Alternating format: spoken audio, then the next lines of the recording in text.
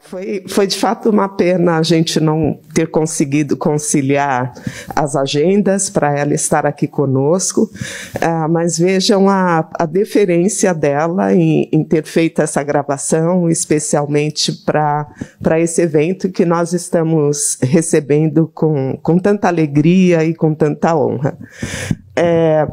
Eu vou chamar os participantes da mesa, o português no caleidoscópio, não?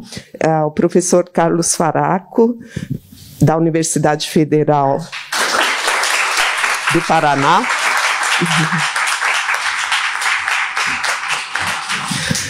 A professora Margarida Petter.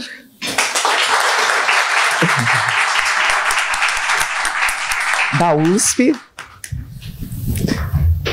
e a professora Perpétua Gonçalves, da Universidade Eduardo Mondlane.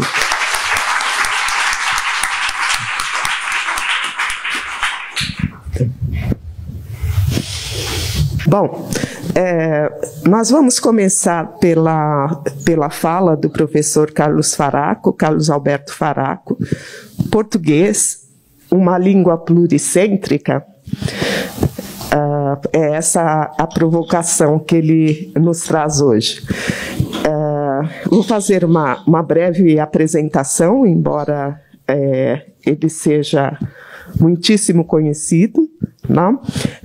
O professor Faraco é professor aposentado de língua portuguesa da Universidade Federal do Paraná, tem como temas de pesquisa Bakhtin, discurso, dialogismo, ensino de português e linguística, história do pensamento linguístico. Sua produção bibliográfica é extensa. Eu vou destacar aqui, dentre seus 32 livros publicados, os da série Escrever na Universidade, feita em coautoria com Francisco Eduardo Vieira, História Sociopolítica da Língua Portuguesa, Linguagem Escrita e Alfabetização, Linguagem e Diálogo, as Ideias Linguísticas do Círculo de Bakhtin, Norma Culta Brasileira, Desatando Alguns Nós, e o manual muito conhecido, Linguística Histórica, Introdução ao Estudo da História das Línguas. É um prazer receber o professor Faraco. O professor Faraco é um dos responsáveis por esse evento como um todo, porque foi por meio dele que nós tivemos contato com a professora Perpétua e com a professora Inês. Então é um agradecimento duplo, um agradecimento por poder ouvir você nesse evento, e um agradecimento por propiciar que as coisas tenham andado bem, né, nesse nosso planejamento para trazer a exposição para o Brasil. Obrigada. Eu vou ficar com esse microfone contaminado e passo os outros para vocês. Contaminado.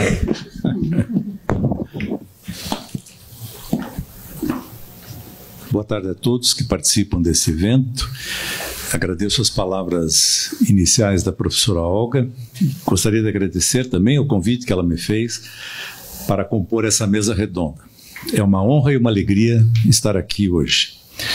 Mas antes de dizer da minha honra e da minha alegria, eu quero agradecer muitíssimo à professora Olga pela acolhida entusiasmada e generosa que deu à minha consulta sobre a possibilidade de trazer para São Paulo a exposição sobre o português de Moçambique, que será aberta hoje logo mais. Eu fui intermediário inicial das tratativas entre as nossas colegas da Universidade Eduardo Mondlane de Maputo, idealizadoras da exposição, e a Universidade de São Paulo. No correr das tratativas, tudo começou a fluir efetivamente a partir do momento que a proposta foi acolhida entusiástica e generosamente pela professora Olga. Reitero, então, meu muito obrigado pela acolhida e pelo apoio. Eu sou entusiasta dessa exposição, né? Eu sou um convertido a Moçambique, afetivamente e intelectualmente. A exposição, no meu entendimento, é uma oportunidade ímpar para conhecermos um pouco mais de perto a realidade linguística de Moçambique e vai certamente abrir canais importantes de interação entre pesquisadores daqui e de lá. Por isso é uma alegria estar aqui nesta tarde, por poder acompanhar a abertura da exposição nesse espaço de tantas memórias e de tantos sentidos para a Universidade Brasileira e para a nossa democracia política. E é claro uma honra dividir essa mesa com estas duas grandes linguistas, Margarida Petter e Perpétua Gonçalves. Sou admirador da atividade científica de ambas, pelo muito que seus estudos sistemáticos nos revelam. Por parte da Margarida, sobre os efeitos do contato das línguas africanas com o português do Brasil, e por parte da Perpétua, sobre como se dá a dinâmica do português no contexto altamente multilingüe de Moçambique, principalmente no período pós-colonial. Devo confessar também, que já confessei no começo, mas vou reiterar, que sou um apaixonado por Moçambique. Pude estar lá a convite da professora Perpétua e depois, nos 8 anos em que estive na Comissão Nacional do Brasil, junto ao Instituto Internacional da Língua Portuguesa, da CPLP, pude conhecer e fazer amizade com vários colegas linguistas moçambicanos e, por essa via, tomar conhecimento do quanto se produz em termos de pesquisa linguística naquele país. Em recente artigo sobre a situação política do português, o professor Roberto Mulinati, da Universidade de Bolonha, destacava com muita justiça, palavras dele, destacava com muita justiça a quantidade absolutamente notável de estudos dedicados ao português moçambicano, a qual não tem correspondência em nenhum outro país africano em que o português está presente. Vários desses trabalhos merecem ser mencionados. Dou aqui só uma pequena amostra do muito que se faz em Moçambique. Destaco, por exemplo, o importante projeto em andamento da organização do Dicionário do Português em Moçambique, o primeiro dicionário fora do eixo Portugal e Brasil. Registro as muitas atividades da Cátedra de Português Língua Segunda e Estrangeira, idealizada pela professora Perpétua, que, entre vários projetos, tem o do Observatório de Neologismo de Moçambique, coordenado pela professora Inês Machungo, que é também a coordenadora do projeto do dicionário. A cátedra tem também um outro projeto muito valioso para todos que fazem investigação sobre o português, qual seja o projeto Recursos Linguísticos, que tem à disposição dos pesquisadores corpora orais e escritos de diferentes variedades do português da África e da Ásia.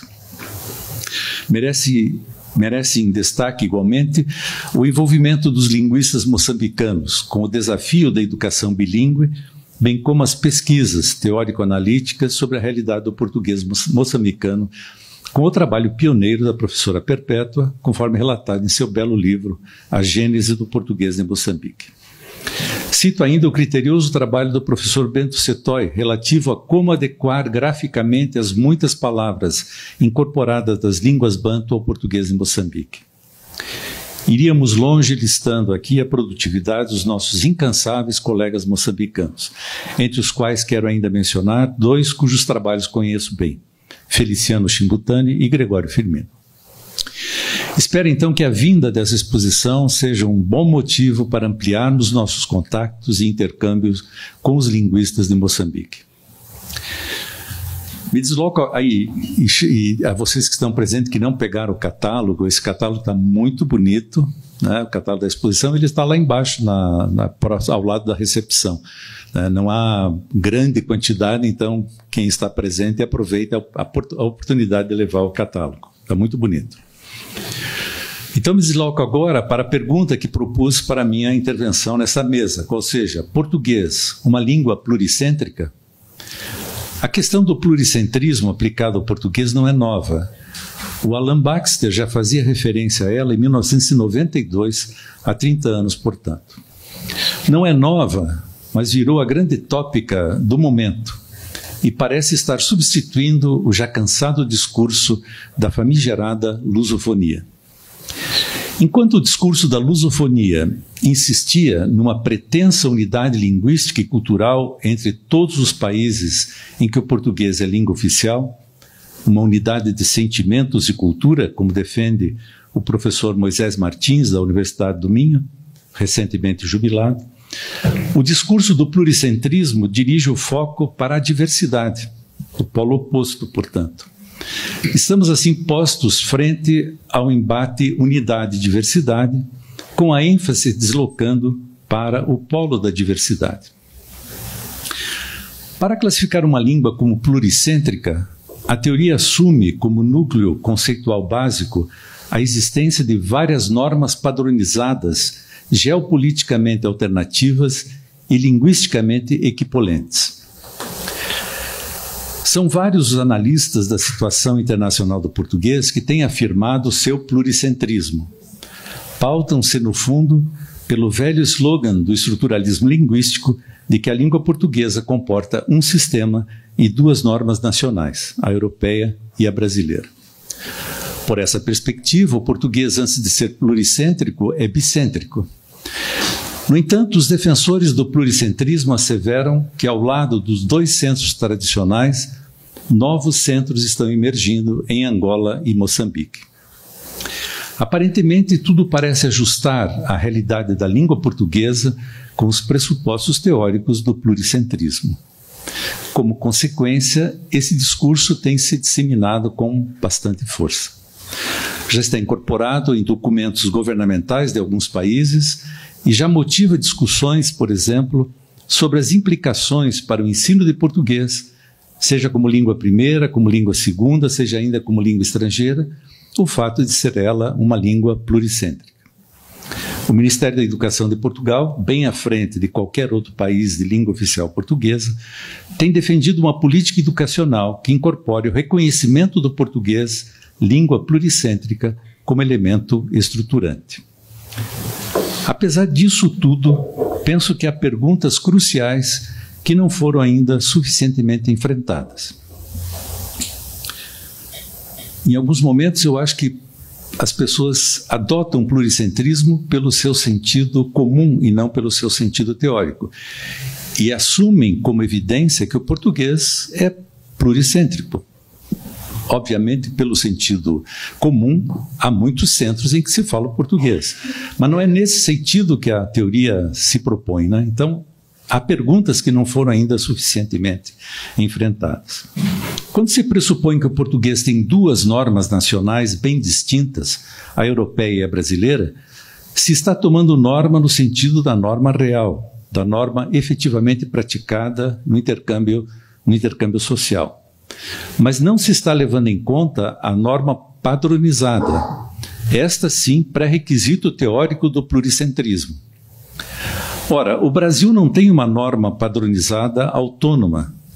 A exígua intelectualidade brasileira do século XIX inventou para si uma norma padrão lusitanizada, virando as costas para o país real, sonhava em ser europeia e recusou suas próprias características linguísticas para defender um modelo exonormativo, que sem um sistema educacional amplo e consistente para difundi-lo, e distanciado do senso linguístico dos falantes, terminou num redondo fracasso. Para a sociedade brasileira, resulta desse fracasso uma orfandade normativa, aproveitando aqui a perspicaz expressão criada pela professora Virgínia Cita Farias, da Universidade Federal do Rio de Janeiro, em seu recente artigo intitulado O Estándar no Brasil, uma discussão sobre pluricentrismo, codificação normativa e o papel da lexicografia, que foi publicado no volume 25, número 2 da revista Acta Semiótica e Linguística da Universidade Federal da Bahia. Ora, se o Brasil não tem uma norma padrão autônoma, não é, pelos critérios teóricos do pluricentrismo, um centro efetivo. Se é antes um quase-centro, considerando suas distintas características linguísticas, mas não um centro, por lhe faltar justamente uma padronização autônoma. Nesse sentido, o português teria, pelos critérios da teoria do pluricentrismo linguístico, um único centro pleno, Portugal. Por outro lado, cabe perguntar se a afirmação de que novos centros estão em formação em Angola e Moçambique se sustenta efetivamente, pelos olhares da teoria do pluricentrismo. Por tudo que sabemos dos estudos dos nossos colegas moçambicanos, por exemplo, parece bastante claro que está em curso naquele país um processo de nativização do português. A língua está adquirindo ali características peculiares resultantes do contato intenso com as línguas originárias. A questão é saber se também está em curso um processo de padronização endonormativa. Ou dizendo de outra forma, a questão é saber se os processos de nativização estão afetando o discurso dominante de que a norma de referência do país é a norma de Lisboa. Ou ainda a questão é saber como a sociedade, que começa a tomar consciência de que fala o português com características próprias, está se vendo do ponto de vista da padronização. Ela se vê como depositária de um padrão alheio ou já expressa o desejo de construir uma referência padronizadora própria. Parece bastante claro que o discurso do português língua pluricêntrica, embora bastante disseminado, tem ainda muitos pontos a serem deslindados para se sustentar efetivamente. Parece precipitado, pois, responder positivamente à pergunta que apresentei como título dessa fala. Por outro lado, se chegarmos a reconhecer consistentemente o pluricentrismo do português, cabe perguntar se não estaremos, no fundo, apostando em sua inevitável fragmentação, conforme postulava o professor Ivo Castro em artigo publicado em 2007 na revista galega Grial. Dizia ele, citando, circunstâncias de geografia, da sociedade e da comunicação permitem admitir que o mais provável desenvolvimento que a história nos reserva será a fragmentação do sistema linguístico do português. Fecha a citação. O próprio linguista australiano, proponente da teoria do pluricentrismo, Michael Klein, já dizia que as línguas pluricêntricas, ao mesmo tempo que unem, dividem seus falantes. Unem porque, pela força do imaginário, os falantes se reconhecem como falantes da mesma língua, embora a falem de formas diferentes. E dividem porque as características próprias de cada variedade nacional podem acabar funcionando fortemente como índices de identidade linguístico-nacional, reforçando as divergências. Ivo Castro apostava na fragmentação, embora considerasse que era ainda prematuro dizer que somos já uma família de línguas aparentadas. Nesse mesmo tom, que de certa forma privilegia as divergências, Mary Cato, Jairo Nunes e Ana Maria Martins, um livro recentemente publicado com o título Português Brasileiro e Português Europeu, Sintaxe Comparada, no qual os autores contrastam vários fenômenos como o sistema pronominal, a concordância, os sujeitos nulos e assim por diante, os autores levantam nas conclusões a inevitável questão de saber se estamos realmente lidando com uma língua ou com duas línguas diferentes. Os autores, porém, escapam de responder a essa pergunta e dizem, citando, essa é uma questão muito espinhosa, pois existem inúmeros significados atribuídos à palavra língua e as respostas podem diferir drasticamente dependendo do que se assume como definição de língua. Preferem então tratar a questão sob outro ângulo e formulam a seguinte pergunta que consideram mais palpável. Citando, assumindo que o termo gramática descreve o sistema de conhecimento sintático que falantes nativos alcançam no decorrer de um processo prototípico de aquisição da linguagem, o português europeu e o português brasileiro são produtos de uma única gramática ou de duas gramáticas diferentes. Diante dos dados analisados no livro, concluem que estamos claramente diante de duas gramáticas diferentes, que podem produzir o mesmo resultado em alguns casos, mas não em outros. E acrescenta o seguinte arrazoado, citando, o fato de o mesmo resultado poder estar associado a diferentes codificações gramaticais significa que as aparências podem muitas vezes ser enganosas. A minha fala teve como título uma pergunta. Ao concluir, deixo no ar mais algumas perguntas. Língua portuguesa, unidade na diversidade? Ou caminhando inevitavelmente para a fragmentação? Monocêntrica, bicêntrica ou pluricêntrica? Qual discurso teórico pode melhor representar a realidade sócio-histórica atual do português? Espero então que a exposição, que será aberta logo mais, contribua para entendermos com mais refino e precisão as múltiplas dinâmicas que vêm movimentando a língua portuguesa ou a família de línguas portuguesas nos seus cenários plurilinguísticos e sociopolíticos. Muito obrigado.